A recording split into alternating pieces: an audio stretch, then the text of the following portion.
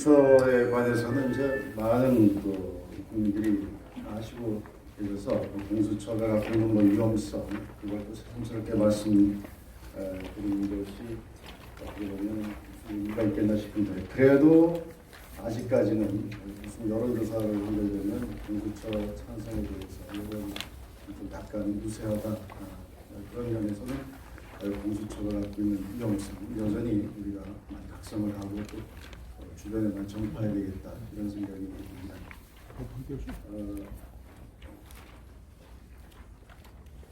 제가 오늘 잠깐 한 10분 정도 걸쳐서 이제 말씀을 드릴 텐데요. 일단 공수처가 갖고 있는 어떤 그 헌법적인 문제가 있습니다. 이론적인 문제. 그래서 우리가 제가 이제 근본 없는 그 공수처다, 이렇게 이제 제목을 붙여봤고요. 그다음에 공수처가 지금까지 논의된 것이 시작에서부터 지금까지 쭉 오면서 굉장히 선한 동기에서 국민들을 펴놓겠는데, 결과적으로 나온 법안은 굉장히 기망적이다. 그리고 성격 이런 것들이 굉장히 달라지면서 당초 의도하고는 또 일반 국민들이 생각하고 있는 그런 기구와 완전히 달라졌다라고 하는 것을 또 말씀을 드리려고 합니다. 결국은 공수처가 노리는 것은 고위공직자는 나중에 말씀드리겠습니다. 결국 판사와 검사를 상대로 하는 사법을 장악하려고 하는 기구로서의 그 의도를 아주 노후화하고 있습니다. 그리고 그런 것들이 지금 공수처 법안에 아주 자세하게 들어가 있습니다. 많은 언론에서 공수처를 약간 피상적으로 보고 있는데, 우리가 악마는 디테일에 숨어 있다는 말이 있죠. 그래서 그 디테일한 부분들을 또 제가 말씀을 드리도록 하겠습니다. 원래 공수처가 사실은 중국조차도 그 감찰위원회라고 해서 위원회로 만들어 놓고 있습니다. 우리가 헌법이나 법률에 근거를 두지 않는 정부기관은 사실 만들 수가 없고요. 정부조직법 같은 데서도 위임을 해서 만들 수는 있습니다. 그러나 정부조직법 외에 단행 법률로 그 행정기관을 만들 때는 반드시 합의제 행정기관을 두도록 하고 있습니다. 왜냐하면 대통령은 국가 원수로서의 지위도 있지만 행정부 수반으로서의 지위가 있습니다. 그러면 행정부 수반으로서의 대통령 아래 뭐가 있냐? 국무회의가 있습니다. 그러니까 모든 대통령 밑에서 행정부에서 일하는 최고의 그 관료들은 사실은 바로 국무위원의 자격을 가져야 되는데, 지금 공수처장은 차관급입니다. 차관급인데도 불구하고 당연히 국무위원이 아니죠. 그런데 국무위원인 법무부 장관에게도 요구할 수가 있고, 또 헌법상 그 심의를 거쳐서 임명되는 검찰총장에 대해서, 바로 검찰에 대해서 이 공수처가 수사할 사건이라고 하면 사건 이첩 요구를 할 수 있습니다. 그 권한을 갖고 있습니다. 명령을 할 수 있는 거죠. 그러니까 국무회의, 국무위원의 자격이 없는 차관급이 국무회의 위에 있는 이러한 기형적인 행정부 위에 있는 것이 되겠죠. 그 다음에 국회의 견제로부터도 자유스럽습니다. 이 국회에 출석해서 의견을 진술할 수 있는데, 국회가 부르면 여기 보는 것처럼 수사나 재판에 영향을 줄 수 있다고 판단되면 그것을 거부할 수 있도록 되어 있습니다. 공수처가 뭡니까? 공수처가 다루는 사건은 다 수사와 재판에 영향을 주는 겁니다. 그냥 내가 국회에 출석 안 하겠다고 하면 안 하는 겁니다. 그러니까 국회의 견제로부터 이제 자유스러운 거죠. 그러니까 행정부에서도 국무위원들 위에 있는, 그러면서 국가 원수로서의 임명권자인 대통령만이 견제할 수 있는, 그러니까 국회로부터도 자유롭고, 그러니까 이건 바로 국가 원수로서의 대통령 밑에 직속 기구가 되는 것이죠. 이 독립이라고 이제 자꾸 얘기를 하는데, 우리가 무슨 그 검찰의 독립 이렇게 얘기할 때는 인사와 예산을 주어서 소신 있게 직무상의 독립을 보장하도록 하는 얘기지, 지금 이 공수처가 갖고 있는 독립성이라고 하는 것은 삼권으로부터의 독립입니다. 견제와 균형으로부터 이탈하겠다고 하는 사실은 독립이 아니라 초월이고, 그것은 반칙인 거죠. 이것을 국민들에게 대해서는 공수처가 독립성을 갖고 있어야 된다라고 하는 말로 현혹을 하고 있는 겁니다. 그래서 이 기본적인 공수처의 그 구조 문제를 정확하게 좀 아실 필요가 있습니다. 그리고 이 공수처는 당초 출발할 때는 이게 소위 뭐 스폰서 검사라고 아시죠? 소위의 판검사들의 그 부패 문제가 있었습니다. 뇌물을 받거나 또 뭐 후원자를 뭐 두거나 이렇게 하는 것에 대해서 이게 수사와 기소를 다 자기가 하니까 결국 이제 뭐 자기 집안 식구 다 보호하고 뭐 이렇게 조직 보호에 열리면서 정확하게 이게 수사가 안 되고 처벌이 안 되고 그래서 결국은 이제 그런 부분에서 국민들이 굉장히 분노를 했던 것이죠. 그래서 원래 참여연대에서 시작했을 때도 이것은 그 반부패에서부터 시작을 했던 겁니다. 그런데 지금은 이름 자체가 고위공직자 범죄입니다. 그러니까 사실은 스폰서 검사, 스폰서란 말이 부패 아닙니까? 부패한 검사의 부패한 행위에 대해서 처벌하겠다는 것이 아니고 검사의 행위를 다 들여다보겠다는 겁니다. 지금 이제 보면 그 행위 전반에 보면 공무상 기밀 누설이라든지 직권남용이라든지 직무유기 이런 게 있습니다. 그러니까 검사가 예컨대 누구를 뭐 수사를 했다, 뭐 기소를 했다. 그게 마음에 안 들면 그게 직권남용이라고 얘기할 수가 있는 거죠. 그런데 수사를 하라 그랬는데 안 했다. 이번에 우리가 많이 무슨 그 지금 그 김기현 그 울산 시장 선거 관련한 그런 사건도 보고 유재수 관련한 사건도 보는데 무엇을 하든 안 하든 다 직권남용 또는 직무유기로 걸 수 있도록 그렇게 만들어 놓은 것이죠. 그리고 국민들이 모르시는 게 고위공직자니까 일반 국민들은 상관이 없겠다 싶은데 사실은 고위공직자와 관련된 범죄도 이것이 공범관계에 있으면 공수처 수사 대상이 됩니다. 대표적으로 언론인들 같은 경우에 공무상 기밀 누설이 있는데 공직자로부터 어떤 걸 소스를 받아서 보도를 했다. 바로 그러면 그 언론인조차도 공수처의 수사 대상이 되는 것이죠. 그러니까 일반 국민들이 이 공수처와 전혀 관련이 없다 이렇게 생각하시면 안 됩니다. 더구나 또 심각한 문제는 이 공수처를 통해서 군 장성까지 포함해서 다 수사를 할 수 있도록 이렇게 되어 있습니다. 지금 현재 군 검찰이 따로 있습니다. 이 군 장성에 대한 이 수사, 기소 이런 것들은 사실은 군을 장악하겠다고 하는 의도로 보이는 것입니다. 지금 공직자윤리법에서 재산 공개를 하도록 되어 있는 걸 보면 거기도 군 같은 경우에는 중장 이상만 하도록 되어 있습니다. 그런데 여기는 이제 일단 사단장, 일선 사단장부터는 다 공수처의 수사 대상이 되는 겁니다. 그래서 처음에 시작한 마치 고위 공직자들의 부패 이런 것들은 처벌돼야 된다. 누구나 공감할 수 있는 이런 국민적인 그 열망을 가지고 거기다가 부패라고 하는 것을 빼버리고 두루뭉실하게 모든 공직자의 모든 일반적인 의사결정과 정책 집행을 다 또 옥죄는 그런 법으로 지금 만들어 놓은 것입니다.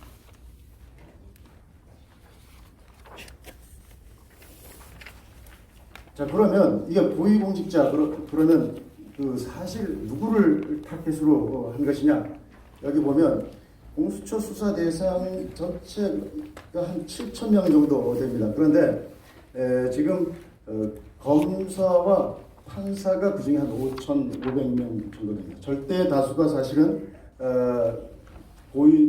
이 공수처의 수사 대상은 판사와 검사들입니다. 그리고 판사와 검사들 같은 경우에는 그 직무의 특성상 그 진정, 민원 이런 것들이 상당히 많을 수밖에 없습니다. 그리고 직권 남용을 했다, 또 직무유기를 했다라고 하는 그 자체가 굉장히 모호하고 불확정한 개념입니다. 그 모호하고 불확정한 개념에다가 얼마나 많은 진정, 청원, 민원이 들어오는 판검사들을 상대로 해서 들어오는데 그걸 일일이 내가 마음에 안 든다 그러면 그 중에 선별해서 수사에 착수할 수가 있는 것이죠. 뒤에 말씀드리겠습니다만 이 공수처에서 수사 개시하는 단서는 범죄 혐의가 있다고 사료되는 때 이렇게 되어 있습니다. 그러니까 범죄 혐의가 있다고 생각되면 무조건 수사를 하는 겁니다. 누가 진정을 했다. 그러면 내가 범죄 혐의가 있다고 봐서 수사에 착수했다. 이렇게 이제 하면 되는 것이죠.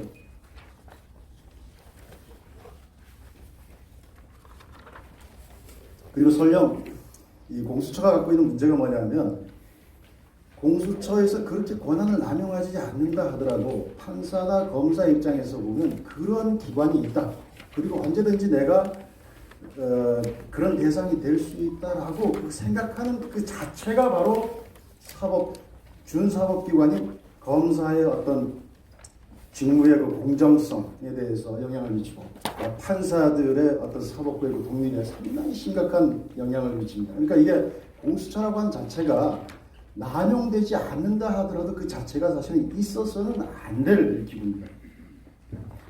그래서 공수처가 만약에 들어온다, 지금 뭐 우리가 잘 아시겠습니다만은 지금과 같은 우리 상황에서 다 보지 않습니까? 과연 공수처가 들어왔을 때 이게 누구에 대해서는 범죄 수사처가 되지만 또 누구에 대해서는 범죄 은닉처가 되는 겁니다. 왜냐하면 이 공수처가 전속으로 전권을 행사하기 때문에 검찰에서 다른 수사기관에서 수사를 하려고 해도 또 수사 중인 사건도 자기들이 가져와서 적당하게 얼버무린 다음에 이거 혐의 없다 이렇게 하면 끝나는 겁니다. 그러니까 누구에 대해서는 가혹하게 먼지를 털어서 처벌을 하고 처벌 안 해줬습니다. 그 과정에서 사실은 대부분의 판사나 검사들 또 고위공직자들이 아마 사표낼 겁니다. 아마 그걸 노릴 겁니다. 그리고 누구에 대해서는 엄청난 비리가 있어도 사실은 그냥 묻어두는 것이죠. 거기에다가 단순한 그 범죄뿐만 아니고 만약에 정권 차원에서 무슨 기획을 했다. 그건 더더구나 이제 밝혀질 수가 없는 것이죠. 공수처는 두 가지 기능입니다. 범죄 수사처, 범죄 은닉처 이 두 가지 기능이 있다는 겁니다.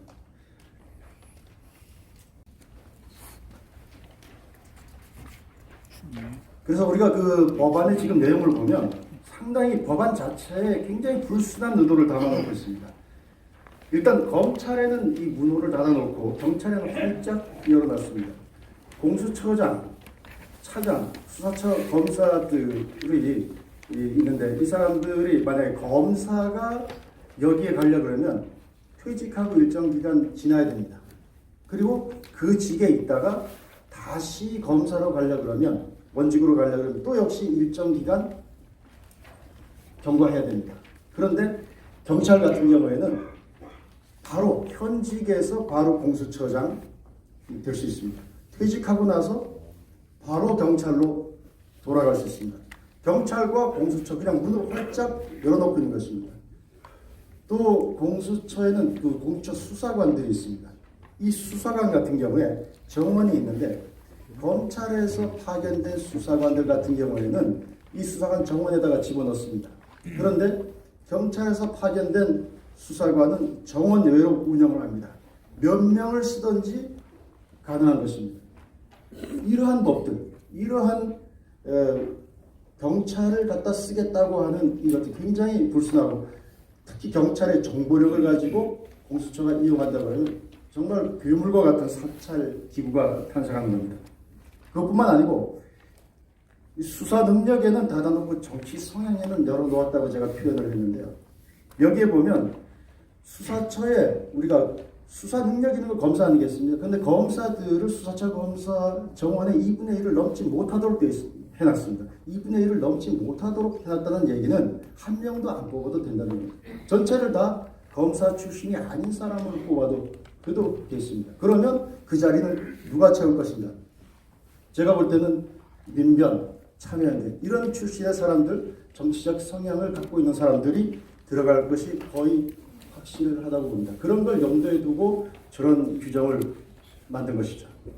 또 하나, 이 법안에 보면 선언적으로는 공수처장과 수사처 검사들은 정치적 중립성을 지켜야 한다 이렇게 해놨습니다. 그런데 그 정작 내부적으로 이 징계 사유에 딱 들어가면 정치적 중립 의무 위반은 징계 사유가 아닙니다. 여기 보면 정치 운동에 관여했어야 징계 사유가 되는 겁니다. 정치 운동에 관여하는 게 뭡니까? 그거는 뭐 자기가 선거 운동으로 뭐 이렇게 등록을 하고 그런 것이 누가 그런 짓을 하겠습니까? 정치적 중립성을 안 지켜도 되고 마음대로 어느 정도 정치적 편향성을 보이는 수사를 해도 그것을 용인하겠다고 하는 그러한 내용을 이미 면죄부를 이 법안 두고 있는 것입니다.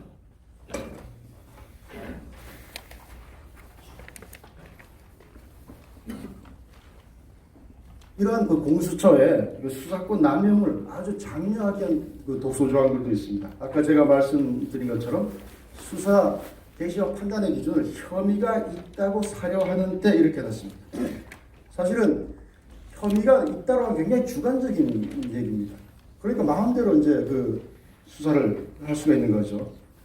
최소한 우리가 법적으로 그게 통제가 된다 그러면 뭐 예컨대 혐의의 상당성, 합리성이 있을 때 수사에 뭐 착수해야 된다. 이 정도가 돼야 되는데 이 법은 처음부터 사실은 아주 노골적으로 어떤 정파적인 왜 이 공수처를 만들어서 우리가 이것을 운영해야 되는지 하는 그 아주 불순한 의도를 그대로 보여주고 있습니다. 그리고 고발 주체의 제한을 두고 있지 않습니까? 누구든지 할 수 있도록 되어 있습니다. 누구든지 아무 이해관계가 없는 사람이 그냥 판사, 검사, 그다음에 아무 공직자 상대로 해서 또 장사를 상대로 해서 지난번에 무슨 훈련을 강하게 시켰다 그래가지고 그 어떤 군 장성에 대해서 그 청원이 올라왔는데 그 병사들도 그냥 그 자기 사단장 누구든지 이렇게 할 수 있는 겁니다.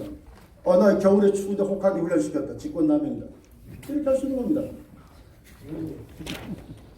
이 무차별한 게 고발, 주문형 이 청구 수사가 가능하도록 되어 있습니다.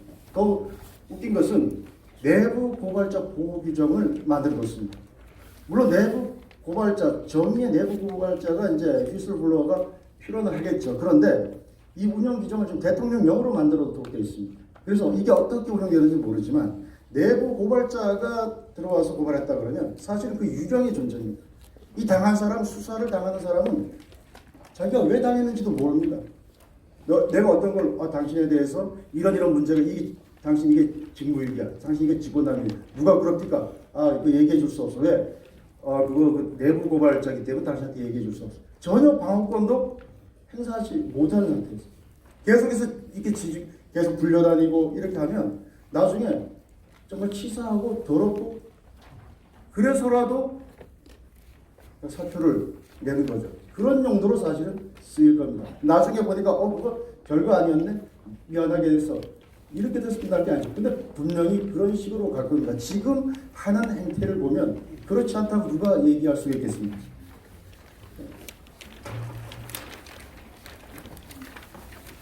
제가 볼 때 이 공수처는 완전히 지금 자유헌정 질서에 대한 선전포고다. 저는 그렇게 생각을 합니다.